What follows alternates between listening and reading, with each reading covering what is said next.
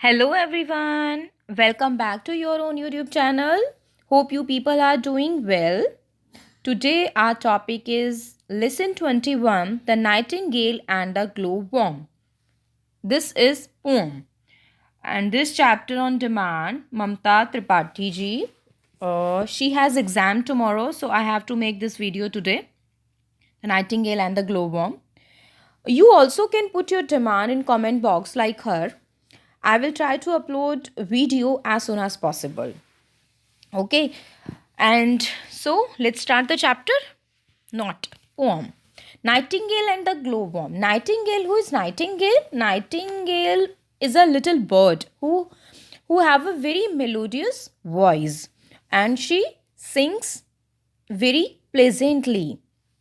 And the glowworm is जुगनू जो रात में चमकता है ना शाइन करता है this is jugnu so read the chapter not chapter I am so sorry it's poem A nightingale that all day long had cheered the village with his song, nor yet at eve his note suspended, nor yet when eventide was ended.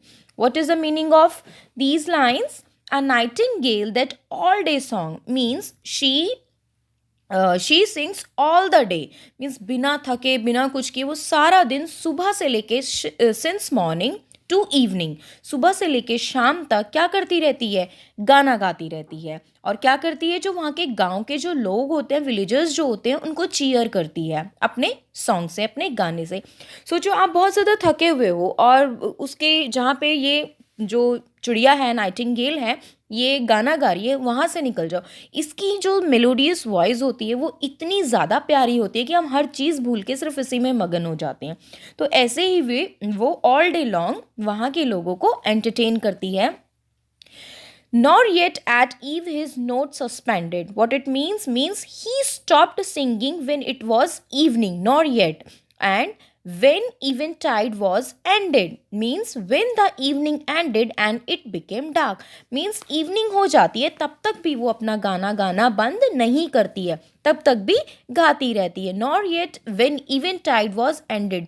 What is the meaning of eventide was ended means when sun going away and night is falling it तब तक भी वो क्या करती है गाना गाती रहती है मीन्स जब तक जो रात है वो बहुत ज़्यादा घनी अंधेरी नहीं हो जाती जैसे होता है ना 7 बजे के आसपास का टाइम होता है ना तो रात ही होती है ना ही दिन ही होता है मीन्स हल्की हल्की नाइट होना शुरू हो जाती है तब तक वो अपना गाना गाती रहती है begin to feel as well as he might the keen demand of appetite. What is the meaning of appetite means hunger. अब क्या हो गया है आप begin to feel as well as he might अब जो उसकी डिमांड है अब वो धीरे धीरे क्या होना शुरू हो गई है वो थकना शुरू हो गई है वो टायर्ड होना शुरू हो गई है अब जो उसकी डिमांड है वो क्या है अब उसे कुछ खाना है वो बहुत ही ज़्यादा अब उसको इस टाइम पे भूख फील हो रही है एपेटाइट हंगर भूख फील हो रही है means pangs of hunger means start of hungry भूख लगना उसको अब शुरू हो चुकी है when looking eagerly around he spied far off upon the ground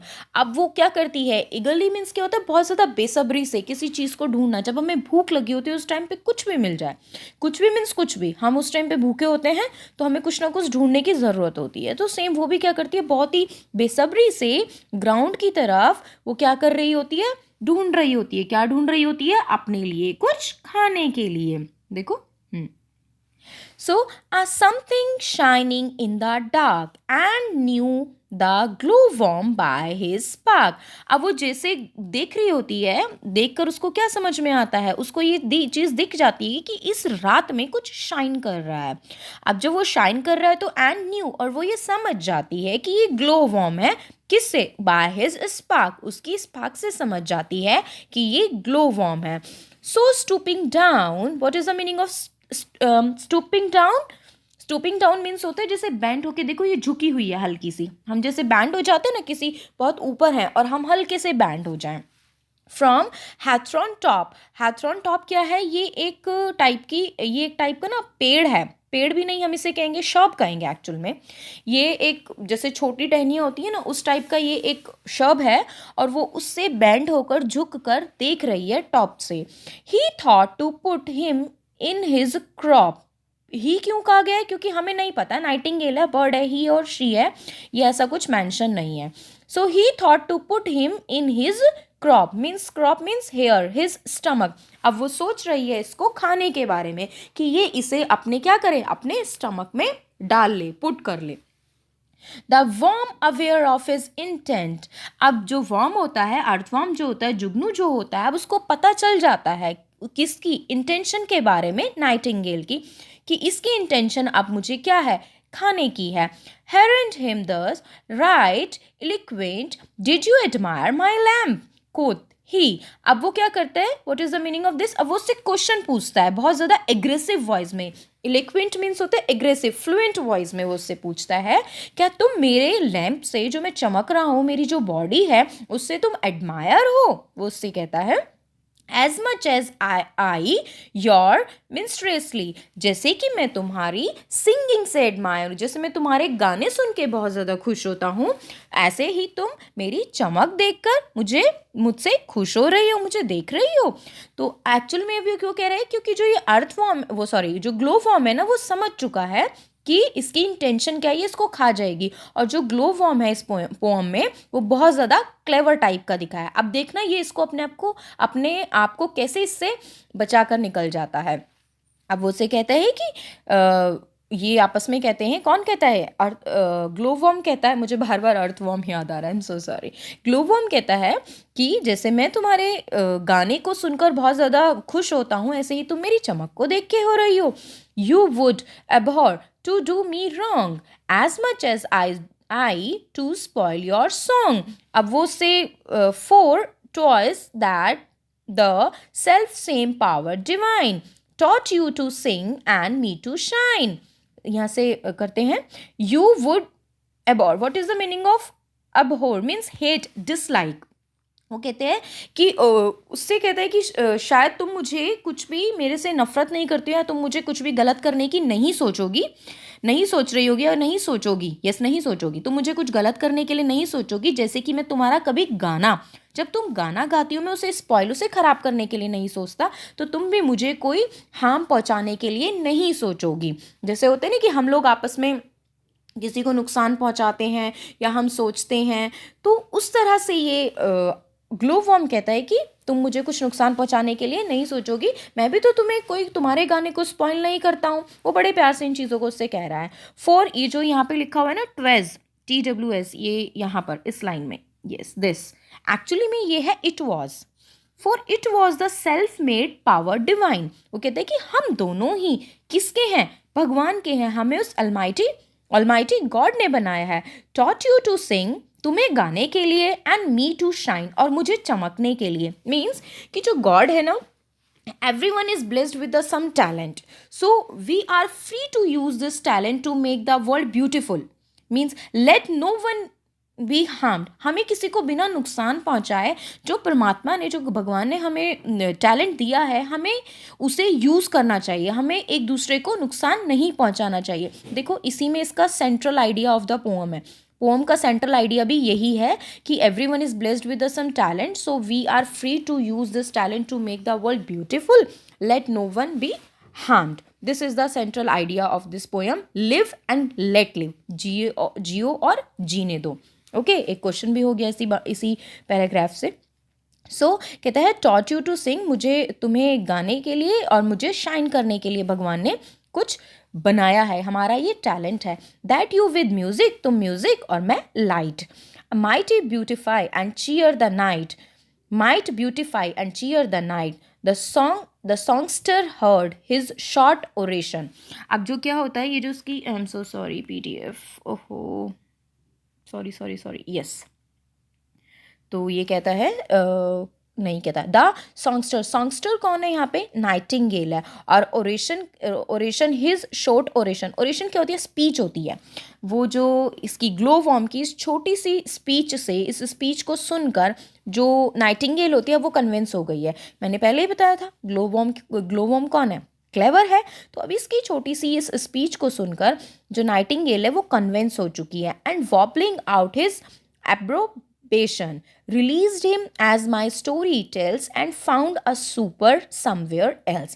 इसकी स्पीच से सॉन्गस्टर मीन्स नाइटिंगेल, हर्ड मीन्स सुन रही है, हिज शॉर्ट ओरेशन उसकी छोटी सी स्पीच वो सुन रही है, and wobbling out his abbreviation means singing out his praise admire means उसकी बातों को अब वो क्या करती है, एडमायर करती है, समझती है कि हाँ ये उस बात से एग्री हो जाती है। अप्रोवेशन मीन्स होता है एग्री करना, wobbling out means singing so pleasantly, उसकी ये एग्री कर कर उसे ये चीज़ बता रही है, और क्या करती है उसे रिलीज कर देती है, छोड़ देती है, as my story tells, and found a supper somewhere else. अब क्या करती है, उसको छोड़कर अपना सुपर मीन्स होता है खाना, रात का खाना जो हम खाते हैं वो सुपर होता है, अब अपना खाना ढूंढने के लिए कहीं और जाती है। So this is the poem. ये बहुत ज़्यादा क्लेवर था। कौन कौन क्लेवर था? ग्लोवर्म क्लेवर था, बच निकला उससे अपनी स्टोरी बताकर, और स्टोरी नहीं एक्चुअल में देखा जाए तो उसने सही ही बताया है, ठीक है। और ये पोयम जो है लिखी किसने है, लिखी है विलियम कूपर ने। William Cowper 1731 and 1800। She was born in England out of most of the popular poets of his time. Cowper changed the direction of 18th century nature poetry by writing about everyday life and scenes of the English countryside. Means he was the poet who wrote the poems which based on everyday life and scene of countryside means rural life से related, daily life से related उनकी poetries होती थी। Cowper is also consider one of the most best letter writer in English and some of his hymns such as God moves in mysterious way as river till date, ये भी उनके कुछ famous हुए थे। Okay so exercise भी discuss कर लें, ज़्यादा बड़ी तो लेंदी नहीं हुई है हमारी video. So first it tick the correct inferences, there could be more than one correct option. So ये तो बहुत ईजी है पैराग्राफ में। Fourth is the self same power divine taught you to sing me to shine that you with music, ये आप खुद पढ़ लेना। इसका answer the glowworm was boasting it was shine, no. The glowworm was telling nightingale that both beauty, no. The glowworm was believed that both were equal as they have been created by, yes, इसका answer C होगा कि उसने believe किया कि क्या है, हम लोग भगवान की बनाई हुई सेम डिवाइन पावर है। ये आप खुद कर सकते हो। Answer question answers, should I discuss it? Yes कर लेते हैं। What logic did the glowworm use to persuade the nightingale not to eat him?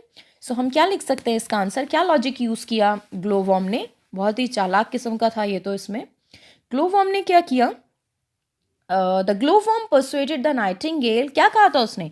Bye saying that the same divine power has given them special gift of singing and shining, so they should not harm each other as they are equal in the eye of God. भगवान की नज़र में दोनों एक ही हैं, हमें एक दूसरे को नुकसान नहीं पहुंचाना चाहिए। ओके सो आप लिख सकते हो, मैं दोबारा डिक्टेट करूं। The glowworm persuaded the nightingale by saying that the same divine power has given them a special gift of singing and shining, so they should not harm each other as they are equal in the eye of God. Hope you understand well. Next, according to the glowworm, which gift did he and the nightingale have? कौन सा था? Nightingale have singing and glowworm have shining in the dark. Next, what were the gift to be used for? ये किस लिए, जो gift इनको मिले थे ये किस लिए यूज कर सकते हैं? ग्लोवर्म किस लिए यूज कर सकता है? इट कैन शाइन, किस लिए यूज करता है? इवन कर नहीं सकता। It can shine and spread light in the dark, means अंधेरे में रोशनी फैला सकता है। और एक मैसेज भी है ये, मोटिवेशनल मैसेज, कि हमें अंधेरे में भी एक रोशनी मिल जाती है, मीन्स बहुत परेशानी में भी हमें कुछ ना कुछ रास्ता मिल जाता है। एंड सिंगिंग, नाइटिंगेल का टैलेंट क्या था? उसके पास गॉड का गिफ्ट क्या था? Singing. He has a melodious voice, जिससे वो क्या कर सकती थी? To cheers people with sweet song. So आप इसे ऐसे लिख सकते हो, she has a melodious voice to cheers the people with sweet songs. See, who had given them these gifts? किसने दिए थे उन्हें? गॉड ने।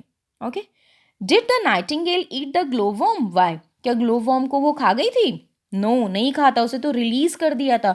और उसे रिलीज क्यों किया? क्योंकि वो उससे क्या हो गया था? बहुत ही ज़्यादा परसुएड, मीन्स उससे बहुत ही ज़्यादा प्रभावित हो गई थी नाइटिंगेल, तो इसीलिए उसको रिलीज कर दिया था। जो फर्स्ट वाला क्वेश्चन है ना, आप उसे यहाँ पे लिख सकते हो कि he impressed by his speech so he released him. Okay, और इसका सेंट्रल आइडिया मैंने बीच में भी डिस्कस किया था, इसका सेंट्रल आइडिया।